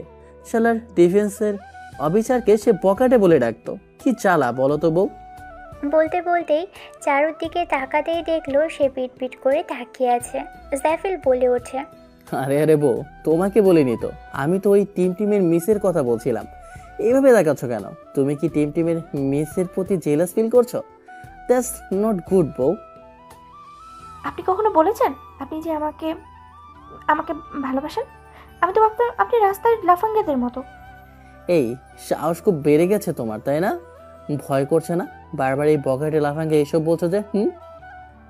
আমার বয়ে গেছে আপনাকে ভয় পেতে। আচ্ছা, ভয় না পেলে কাছে আসো তো একটু। কেন? আসোই না। চারু একটু এগিয়ে আসতেই জাফিল তাকে নিজের সাথে জড়িয়ে নেয় শক্ত করে। আমার ছোটবেলা থেকে ইচ্ছে বউকে এইভাবে শক্ত করে জড়িয়ে ধরে শান্তির ঘুম দেব। ছোটবেলার ইচ্ছে? আচ্ছা, তোমার গায়ে হাড্ডি নেই নাকি? সব দেখি তুলোর মতো নরম, কোলবালিশের ফিল পাচ্ছি। চারু ভীষণ লজ্জা পায়, নিজেকে গুটিয়ে নিতে থাকে নীরবে। জাফিল হেসে ফেলে চারুর রঙিন মুখশ্রী দেখে, বলে ওঠে, ভাগ্যিস তুমি টিমের মিস হয়ে এসেছিলে, না হলে যদি মোতালেব সরকারের খোঁজে গিয়ে তোমাকে মেরে ফেলতাম, তাহলে আমি আজ এই নরম তুলতুলে কোলবালিশটাই পেতাম না। চারু মুখ তুলে তাকায় জাফিলের দিকে, সন্দেহ নিয়ে জিজ্ঞেস করে, আপনি আসলেই ডিফেন্সের লোক? সন্দেহ হয়। আপনি তো আরো ভালো মেয়ে ডিজার্ভ করেন বউ হিসেবে। আইনের লোক হয়ে ক্রিমিনালের মেয়েকে বিয়ে করলেন কেন? ক্রিমিনালের মেয়ে যদি এত সুন্দরী হয়, তাহলে আইনের লোকও কাবু হয়, বুঝলে তো বউ? এবার একটু হাসো তো। আমি একটা জিনিস মিস করে গেলাম, বউ আমার সব সময় ভয়ে থাকে। মাঝে মাঝে চিন্তা করি, আমি কি দেখতে বাঘের মতো নাকি ভাল্লুকের মতো? হ্যাঁ। জাফিলের কথা শুনে চারু ফিক করে হেসে দেয়। জাফিলও তাকিয়ে দেখে সে হাসি স্নিগ্ধতায় ভরপুর। তারপর হুট করেই বুকে হাত চেপে ধরে বলে ওঠে, আল্লাহ, এ মেয়ের হাসিটাও এত মিষ্টি, কি দিয়া বানাইলা তুমি একে?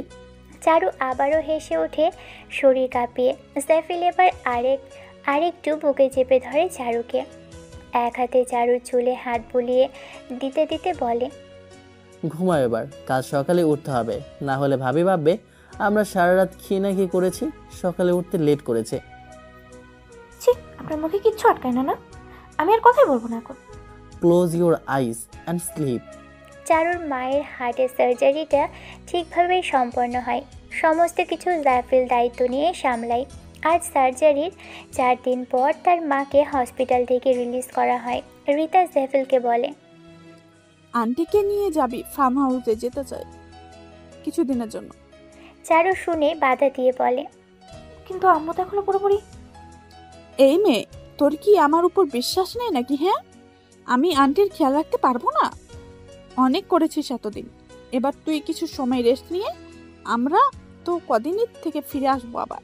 আচ্ছা তাহলে টিমটি না হয় আমাদের সাথেই? না, টিমকে আমার সাথেই নিব। মেয়েটার থেকে দূরে থাকতে মন টিকে না আমার। এমনিতে অনেকগুলো দিন মা ছাড়া ছিল, এবার আমার কাছেই থাকুক। ঠিক আছে, ঘুরে আসো তোমরা।